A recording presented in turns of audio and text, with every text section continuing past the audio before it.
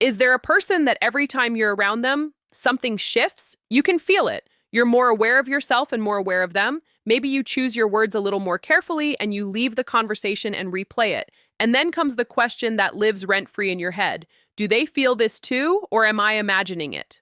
That question is one of the most disorienting things a human being can experience because you can feel something so clearly, so physically and undeniably, and still have absolutely no certainty about whether it's landing with that other person. And this is where so many myths have happened. I know because I've heard this from my old coaching clients a lot. They say, looking back, I can see it now so clearly. And here's what makes it worse. Most of the advice out there tells you to look for one sign, one green light, and you go looking for it. And you either convince yourself it's there when it isn't, or you miss the real signals entirely because no one ever told you what they actually look like. Today, we're going to fix that because mutual attraction, the real kind where both of you are really in it, shows up in your body before your brain catches up. It moves through a conversation in a very specific way, and it leaves a very specific pattern. And once you know what that pattern looks like, you can stop second-guessing yourself and start seeing what's actually in front of you. I'm going to give you 15 signs that the attraction is mutual, even when neither of you has said a word about it. Let's go. Before we get into the signs, there's something that I want to say because if you skip this part, then none of the 15 will make sense. Mutual attraction is not one signal, it's a pattern. It's a cluster of behaviors that shows up consistently from both people across multiple moments. You're not looking for proof in a single glance or a single text, for a rhythm that goes in both directions because one-sided attraction can mimic almost anything in isolation. A warm laugh, a long look, an enthusiastic reply, those things can come from politeness or from good social skills and from someone who's simply a good, kind person. What those things cannot mimic, what politeness and social skill cannot produce, is a self-sustaining, bidirectional pattern of behavior that neither person is consciously controlling. That is what mutual attraction looks like, and that is what you're learning to read today. Sign 1, both of you keep finding reasons not to leave. The conversation should have ended 10 minutes ago. You've both got somewhere to be, you both know it, but neither of you is the one to end it. Someone says something, the other one responds, a new thread opens. And somehow you're still standing there, still talking, still finding one more thing to say. Pay attention who's initiating those extensions. If it's only you, if you're always the one finding the next thing to say to keep the conversation going, that's not mutual attraction. That's you carrying something alone. But when it's both of you, when you're both the one saying, oh, one more thing, when neither of you is making a move to leave, that is two nervous systems that do not want the connection to end, and your nervous system doesn't lie. Sign 2, the mirroring happens without either of you noticing. Their coffee cup goes down, yours follows 30 seconds later. You shift in your seat and they shift too. You lean forward, they lean forward, you lower your voice, their voice drops to match it. This is called behavioral synchrony, and the research on this is pretty remarkable. Studies on nonverbal communication, including foundational work in embodied cognition, show that when two people feel a genuine pull towards each other, their bodies begin to physically mirror without any conscious decision to do so. The rhythm of their speech, their posture, their gestures, they all start to align. And you can't fake this. You can try to deliberately mirror someone and it will probably look a little strange. When it's real, it's seamless. It's both people's nervous system responding to the same signal, that I want to be in the same physical space as this person. When you see it happening in both directions, not one person following the other's lead, but both of you moving in sync, you're watching mutual attraction happen in real time.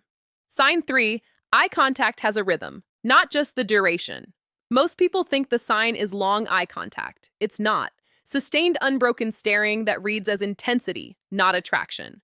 What you're actually looking for is something more subtle, and it's far more revealing. When attraction's mutual, eye contact has a rhythm. They hold it, you hold it, one of you looks away and then comes back. And then the other one does the same thing. It's almost like a second conversation that's happening underneath the actual conversation.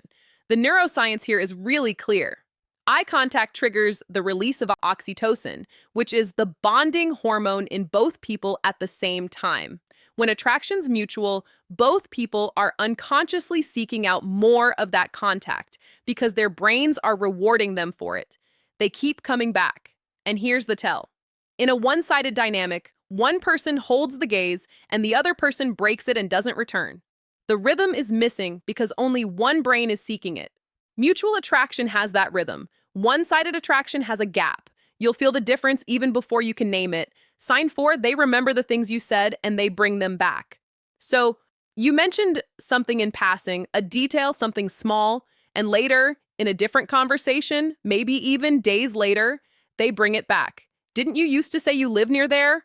Or how did that thing go with your sister? This isn't just good manners. This is something else entirely. When we're drawn to another person, our brains encode what they say differently. We're not just processing their words, we're storing them, we're filing them, and we're holding on to them. Research in the psychology of intimacy, including Harry Rice's work on responsiveness, shows that the feeling of being genuinely seen, of someone remembering what you said and caring about the follow-up, is one of the most powerful drivers of real connection. But here's what makes it a sign of mutual attraction specifically. It has to go both ways. If they remember your details, but you can't recall much of what they've shared, or vice versa, that's an imbalance, not a match. Mutual attraction makes both people pay attention. Both people remember because both brains have assigned this person's importance. Sign 5, silences don't feel awkward. Silence between two people who aren't connected, it can be uncomfortable. You both know it, and you both scramble to fill it. But something different happens when attraction is mutual. The silences, even the brief ones, they feel easy, companionable, like you don't need to be performing for each other every second.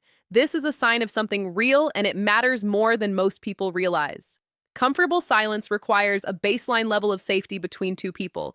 It means that your nervous systems are not in a state of alert around each other. They're not bracing. So if you're both okay sitting in the quiet and neither of you are rushing to fill every gap with some noise, that's two people whose bodies are saying, I don't need to impress this person, I just want to be near them.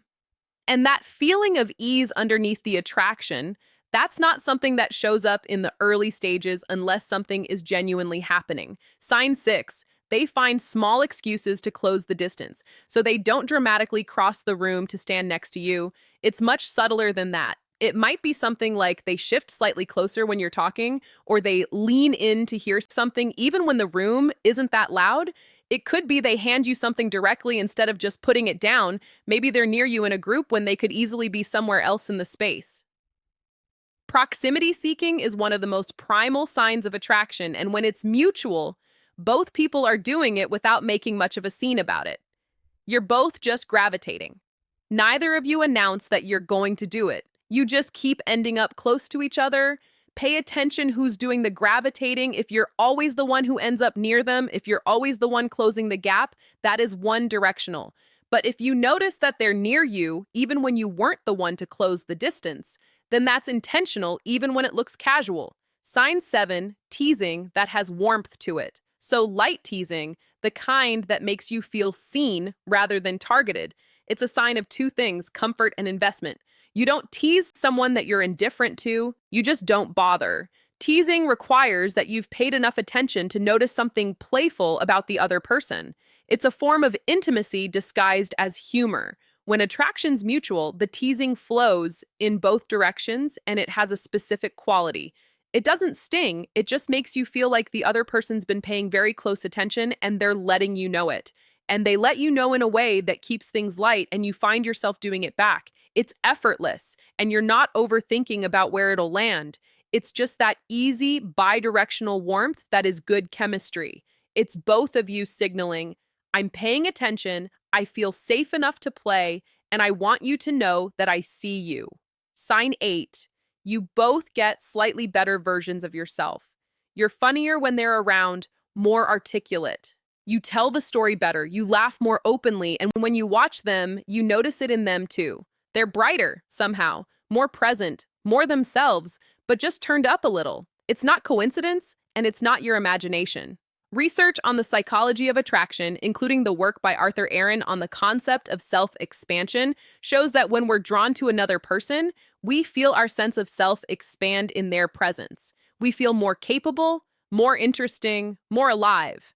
And when that's mutual, both people get this effect from each other simultaneously. You're both becoming slightly more of who you actually are because the other person's making it feel safe and worthwhile to show up that way. So, if you notice that both of you seem to come alive around each other in a way that doesn't happen around every other conversation, That's data.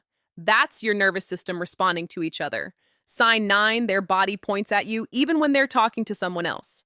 This is one of the most overlooked and one of the most reliable signs. You're in a group. You're talking to someone across from them, but their feet, their torso, and their shoulders, they're all turned towards you. It's not a dramatic move, it's not obvious, but you're in their physical orbit even when the conversation isn't with you. The body points where the brain wants to be. It's that simple and that honest. We orient ourselves unconsciously towards the things and people that matter to us. It happens below the level of conscious control, which is exactly what makes it so readable when you know what to look for. If their body consistently orient towards you, whether it's in a group, across a room, even mid-conversation with someone else, that's not random. That's attraction leaving a breadcrumb trail for anyone paying close enough attention to follow it. Sign 10, there's something different about how they say your name. I know this sounds almost too subtle to be real. Just bear with me. When someone's genuinely attracted to you, the way they use your name changes. They use it more than they need to. They use it at the beginning of a sentence when they don't have to. And there's like a quality to it, a small, almost imperceptible pause before it and after it. Like your name has a weight in their mouth in a way that other names don't. Psychologically, using someone's name is a form of acknowledgement. It's saying, you specifically, not just a person I'm talking to. And when attraction's mutual, both of you tend to reach for the other person's name more than the situation actually requires. You might not have consciously noticed this happening, but go back. Think about the last conversation. Did they use your name more than once when once probably would have been enough? And did you find yourself doing the same? When the answer is yes for both of you, that is not nothing. Sign 11, you both get slightly nervous at the same moments. Real mutual attraction produces what I describe as nervous calm. This is one of the most accurate signs you'll learn to read, so stay with me on this. When attraction is one-sided, the person who feels it is activated, but they're not settled. They're nervous, but they're not anchored. There's like an effortfulness to it, a slightly hollow, strained quality because they're generating all the energy themselves and nothing's coming back to steady them. When attraction's mutual, something different happens. The nerves are still there because something that matters is happening, but underneath the nerves, there's a specific settling quality. So your breath is a little slower, your voice drops slightly, your shoulders come down, and the other person's presence is doing something to your nervous system. It's regulating it, even as it's also activating it. A Berkeley researcher wrote about this extensively, how genuine emotional resonance between two people creates a physiological effect that feels simultaneously exciting and calming. And when both people have it, the conversation has this quality of ease and energy at the same time. It doesn't feel like work. It doesn't feel effortful. It feels like being inside something that's just carrying itself. When you're both slightly nervous, both somehow at ease simultaneously, it's not a contradiction. That's mutual attraction. Sign 12, the follow-up comes without prompting. You talked 2 days ago. There was no hanging thread, no question left unanswered, and yet a message. There's a voice note or an article that they thought you'd find interesting or a reference to something that you mentioned in passing. It's sent to you with no clear reason except that they thought of you. Unprompted contact is one of the cleanest signals there is because it requires something that is very hard to manufacture, genuine motivation. You don't reach out for no reason to someone that you're feeling indifferent to. You do it because they stayed in your head, because your brain has filed them under important, and now it's looking for reasons to reconnect. But here's the key, it has to be reciprocal. If you're always the one reaching out and they're always the one responding warmly, that's not mutual attraction. That is one person pursuing and the other person just being pleasant about it. Mutual attraction generates contact from both directions, and neither person has to feel like they're making all the moves. Sign 13, they reference the future with you in it. We should go there sometime. You'd love this place. We'll have to check it out. Next time we do this. These are small sentences. They're almost throwaway, but they're not throwaway at all. When someone references a future that casually includes you without framing it as a formal plan, without making too big a deal of it, they're actually revealing something that their brain is already doing. They're already thinking about you in future contexts. They're already placing you in their life going forward.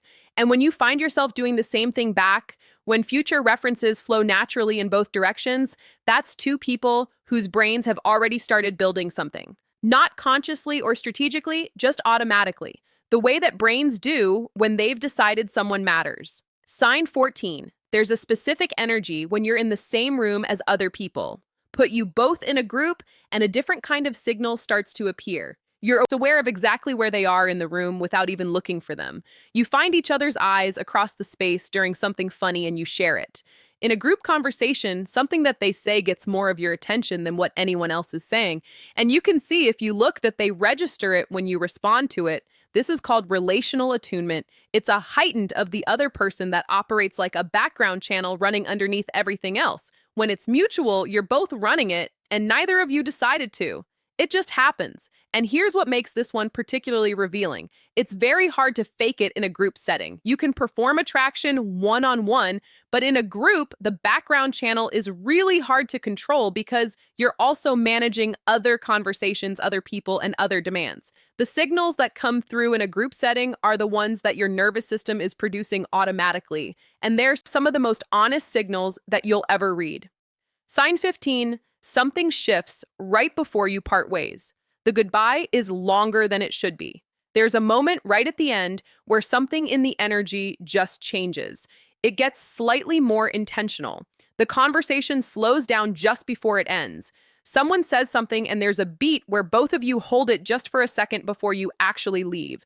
This is the most instinctual of all the signs, and it's also one of the hardest ones to fake. It comes from the part of the human nervous system that doesn't want to lose connection with someone that it's bonded to. Your brain doesn't want this to end, and if theirs doesn't either, you'll feel it in the quality of their goodbye. Even if nothing dramatic is said, even if the words themselves are completely ordinary, both of you linger, both of you turn back, both of you take maybe just a little bit longer than the situation requires because your nervous systems are doing what they do when they found something real, and they don't want to let it go yet. So here's what I want you to do with all of this. Stop looking for one big stop, replaying single moments, hoping to extract certainty from just one of them. One long look doesn't mean anything on its own. One warm text doesn't mean anything on its own, and one lingering goodbye doesn't mean anything on its own. What means something is the pattern. All of these signs, or most of them, showing up consistently from both directions across multiple conversations and multiple contexts. That is what mutual attraction looks like. That is the fingerprint that it leaves. And then, once you've looked at the pattern, trust what you feel in your body more than what you're trying to convince yourself of in your head because your nervous system already knows. The nervous calm that I described, that specific mix of excitement and ease in your body has already registered that before your brain caught up. And the opposite of that is also true. That slightly effortful, slightly hollow feeling you're getting when you're generating all of the energy yourself, your body knows that too. You've just been trained to doubt it. Attraction is not a mystery. It's a biological process that leaves tracks in your body, in theirs, and in the space between you. And the best part is neither of you has to say a word before you already know it. I hope you found this helpful. If you did, please like and follow because that helps me to create more videos like this. And if you want to go deeper, I do offer a course specifically for men who want to become calm, confident, and naturally magnetic. I've included a link in the description below. And for the ladies, the course for developing your magnetic feminine energy launches next week.